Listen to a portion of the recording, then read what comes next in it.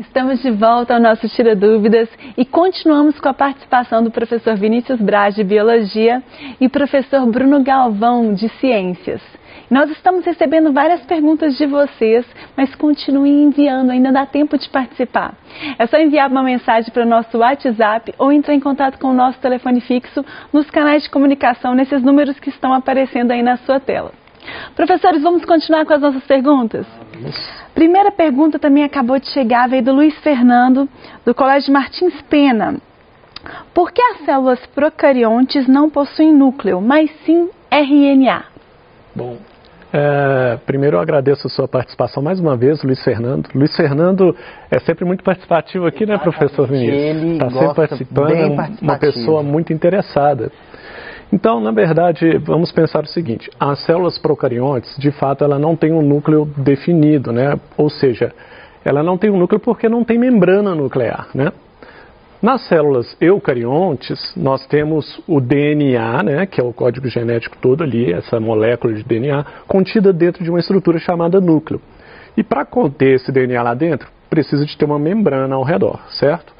E isso não ocorre nos procariontes. Nos procariontes, o DNA está disperso. Agora, você colocou aí que eles possuem RNA. Tanto os eucariotos quanto os procariotes possuem RNA. Não existe outra forma de codificar e produzir proteínas. Um DNA, que está presente também na bactéria, né, nos procariotos, ele é convertido ao RNA, que aí você vai ter um código de leitura que vai permitir produzir proteínas. Você tem que pensar assim, o DNA é uma língua estranha para produzir proteína diretamente. Você precisa de pegar essa língua estranha e codificar ela, né? Fazer a tradução dela para que seja produzida proteína. Então, tanto os procariotos quanto os eucariotos, que fique claro, tem tanto DNA quanto RNA e só assim é possível produzir as proteínas necessárias. E que fique claro que o procarioto, apesar dele não ter o núcleo, ele tem DNA disperso ali dentro da sua célula, ok? Perfeito, professor, muito obrigada. Próxima pergunta é do Bruno Henrique, de São Francisco, Minas Gerais, fez a seguinte pergunta. É possível animais de hoje sofrerem evolução com o passar dos anos? Então, boa pergunta. E sim, Bruno, a gente, tem que ter isso na cabeça, em mente, que primeiro que a evolução é uma característica de todo ser vivo, né? Nós estamos em constante processo de evolução. E quando a gente fala em questão de evolução, a gente pode falar uma mutação, dependendo que determinado organismo sofrer, ela pode chegar a desenvolver, esse organismo, então ele pode chegar a surgir novas características nele e que ele vai se diferenciar totalmente aí da sua espécie e se tornar uma nova espécie ou uma subespécie. Né? Igual a gente vai ver nas nossas próximas aulas aí sobre os processos de surgimento de novas espécies, como que se dá esse processo. Então, ao longo dos anos, vamos colocar aí mais alguns milhões de anos e tudo mais, sim, poderão surgir novos animais, aí, novas espécies, digamos assim, que vão ter novas características. E isso devido ao quê? Porque estamos sempre em processo de mutação. E ainda mais, se a gente for parar para pensar, né, Bruno, na exposição à radiação que a gente está tendo aí no dia a dia, diariamente, isso interfere no nosso DNA, no nosso material genético. Claro que não vai ser uma coisa assim, nossa, eu estou sendo exposto à radiação demais e aí eu vou virar um mutante daqui a pouco. Não é bem assim que funciona, mas essa exposição à radiação ao longo de várias e várias gerações aí, pode sim chegar, né, a ter uma nova espécie. Sim. E com certeza. Existem outras formas, né, de especiação, que é o que você deve falar nas aulas futuras, né? Até quando existe uma separação geográfica de seres que começam a levar vidas completamente diferentes, e aí esses seres vão sofrer processos de seleção natural diferentes, mas enfim, são detalhes que eu imagino que o professor Vinícius vai tratar em breve com vocês. E eu vou tratar um pouco de evolução também logo aí no ensino fundamental também. Estamos em constante evolução, né? Estamos em constante evolução. Próxima pergunta. Por que as atividades humanas afetam o clima se as mudanças climáticas ocorrem de maneira natural? Uma pergunta do 8º ano, professor. Ok, é uma pergunta muito interessante, porque sim, existem mudanças climáticas que ocorrem de forma natural. E existe uma pressão muito grande sobre as atividades humanas, né, com relação ao aquecimento global, por exemplo. E aí a pergunta ali foi assim tão interessante, porque está falando assim, poxa, se esse processo já ocorre de maneira natural, por que essa cobrança toda nas atividades humanas? Vamos pensar que o aquecimento global, por exemplo, essas mudanças climáticas, elas vão levar milhares de anos para acontecer naturalmente no planeta.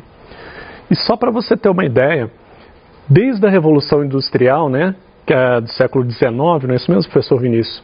Até o momento, ou seja, em um pouco mais de 100 anos, nós tivemos mudanças drásticas na temperatura, o aquecimento global, né, uma alteração do efeito estufa, fazendo com que esse aquecimento, essas mudanças climáticas ocorressem num tempo assim recorde, comparado ao que aconteceria naturalmente. Então daí a importância de trabalhar as atividades humanas, que foi até comentado aqui, o professor Vinícius comentou um pouco aí, né, em algumas questões anteriores, a Gabriela também participou aí da discussão, falando aí dos nossos hábitos, e aí existe um problema aí muito sério, né, professor Vinícius, Gabriela.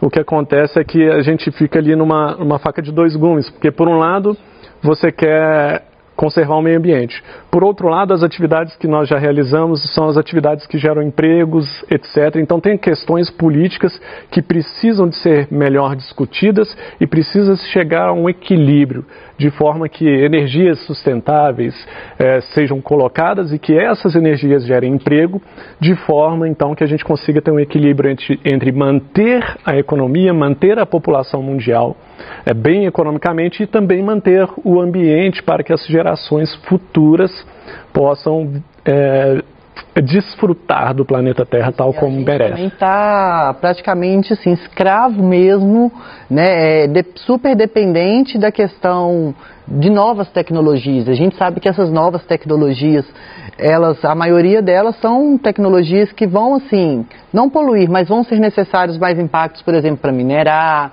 e tudo mais, quando eu falo aí em questão de chips de computadores, de celular, porque hoje, igual eu estava brincando outro dia, um celular que a gente compra ele em 2018, ele hoje não vai servir para nada. Eu estava brincando, falando assim, gente, em 2016, quem tinha celular de 8 GB de memória era rei. Aí depois, de pouco tempo depois, quem tinha de 16 GB, nossa senhora. Hoje fala que você tem um celular de 8 GB, que o povo bate no você, você não tem como fazer nada. Não cabe nada. Exatamente. 64, não, 128. Não, 64 já não tá assim, já dando conta. Tá só no ponto, né? É isso, então a gente está tão assim, escravo mesmo, tão dependente da tecnologia e de tudo mais, e consequentemente isso, quanto mais pessoas forem utilizando aí, isso vão ter mais atitudes e tudo mais, e dependendo da atividade aí industrial que for ter para a produção, não só dos chips, mas vamos falar aí de outras coisas que nós dependemos, há de poluir também, há de aumentar as mudanças, interferir demais nessas questões ambientais das mudanças climáticas. E quando você falou também, Bruno, só te cortando e mudando um assunto aqui no meio da Revolução Industrial, que isso impactou no aumento da temperatura média global, tem um caso também muito curioso e legal da questão das mariposas negras, porque dizem que o céu da Europa, né, da Inglaterra, digamos assim, mais precisamente, da primeira Revolução Industrial, ficou tão escuro devido a essas drásticas mudanças que aconteceram, que o número de mariposas brancas, né, claras, elas começaram a diminuir, e o número de mariposas negras, por exemplo, ao longo de um período aí, começaram a se sobressair e tudo mais. Clássico tipo de seleção natural e de evolução. Só que recentemente foi publicado aí uma pesquisa, eu não cheguei a ler direitinho, mas que eles estão achando que por conta dessa fumaça tóxica na época, essas mariposas sofreram algumas mutações que permitiram a elas a produzir essa pigmentação escura. E aí, olha como que está interferindo aí no processo de evolução aí, quem perguntou se, né, o Bruno perguntou, os animais de hoje, eles podem sofrer evolução, ao clássico exemplo das mariposas aí na época da Revolução Industrial. Então, Então, isso tudo a gente tem que ver. As nossas atividades interferem não só nas mudanças climáticas, mas também em todos os seres vivos de todo mundo afora. Isso afeta os seres vivos, as espécies que existem. No caso da espécie de mariposa, a gente tem que pensar que com a produção da fumaça pelas indústrias, inclusive deixando alguns troncos de árvores mais escuros, aquele ambiente favorece uma mariposa que se camufla naquele ambiente. Mariposas brancas, por exemplo, seriam facilmente predadas, né, pelos animais que se alimentam dela. Então, aqui só para deixar claro para o aluno que esse é um processo de seleção natural. E é importante deixar claro também que essa poluição toda que a gente está falando, o aquecimento global, aumenta doenças respiratórias em nós seres humanos, né? Desenvolvimento de asma, dentre outras doenças, aumenta a incidência de câncer. Então, não é só... tem essa questão do apelo comercial, tem a questão de manutenção de empregos, mas tem a questão de que se nós não conseguirmos equilibrar o tanto que a gente explora do ambiente com a economia, a política, e não conseguirmos um ponto em que nós sejamos mais conscientes, nós também estamos prejudicando a saúde de todos os seres vivos da Terra. E lembre-se, nossa também, nós seres humanos estaremos prejudicados. A gente tem que pegar mesmo esse ponto de equilíbrio, assim, mesmo porque igual... Aí voltando, gente, eu tô adorando essa pergunta aí, como que já deu para casar assunto de evolução, que eu dei aula né? No 3º ano. Se a gente for parar para pensar, um dos influenciadores de Darwin, na hora dele elaborar a teoria da seleção natural, foi, né, Malthus, com a teoria dele da capacidade de suporte, que ele fala que os seres vivos, de modo geral, eles vêm crescendo em uma proporção que a gente fala de proporção geométrica, que aí quem é aluno do ensino médio vai entender melhor que é uma proporção geométrica. E as nossas capacidades de recursos, digamos assim, e isso, gente, século XIX, 1850, 1840. Olha o pensamento, o que ele pensando aí, e aí Revolução Industrial ter acontecido, ou naquele miolinho ali, ele pensando que os recursos ali, seja alimentos, seja recursos mesmo para mão de obra e tudo mais, eles cresciam de uma forma menos acelerada do que o aumento dos seres vivos. Então o ambiente acaba selecionando o meio. E agora pensa, 1800 e pouquinho, 2020, nossa população humana crescendo acelerado, exploração, consumismo em excesso, e os recursos naturais, que é aquilo que demora milhares e milhares de anos para se formar, renovar, como que não está? O que me preocupa nesse caso é não pensarmos nos filhos dos nossos filhos e daí por diante. Não estamos pensando nas gerações futuras, estamos pensando no nosso bem agora. Minha vida está boa, eu tenho celular, eu tenho tudo, mas talvez esses recursos sejam escassos demais futuramente. Então é uma questão de pensar como um todo e não sermos egoístas. Verdade, professor. Quanta reflexão, né? Nos faz pensar, verdade. Bom, próxima pergunta, do Luiz Fernando. Novamente, Luiz Fernando. Ficamos muito felizes com a participação dele. Por que as pessoas acreditavam na teoria espontânea? Boa pergunta da teoria da geração espontânea. Ela é igual eu falei, a gente tem que pensar no contexto histórico da época, né? A teoria da geração espontânea aí, ela vem desde o século XVI, mais ou menos, e tudo mais, onde os conhecimentos ali, eles eram o quê? Precários, digamos assim. A gente não se conhecia ali ainda seres microscópicos, né? Vida microscópica não existia, não se sabia ainda, por exemplo, o que era uma célula, não se sabia nem ao certo o que era, nem sonhava ainda em saber DNA, genética e tudo mais. Que a gente for ver, genética é um ramo da biologia aí super recente, gente. Filha nova aí, tá em 1900 e pouquinho, 1910, 1908, por aí, que tem então essa descoberta da genética. Pensa, então, naquela época, um pensador, então, ele observava aquilo ali. Falei, né, a receita para criar o ser vivo, bota num quarto escuro, tranca lá, coloca lá palha, um pouco de comida, resto de comida, e deixa abafado lá aquilo ali. Daqui um tempinho, observa depois de uma semana mais ou menos, está lá rato, barata, mosquito, tudo criou ser vivo.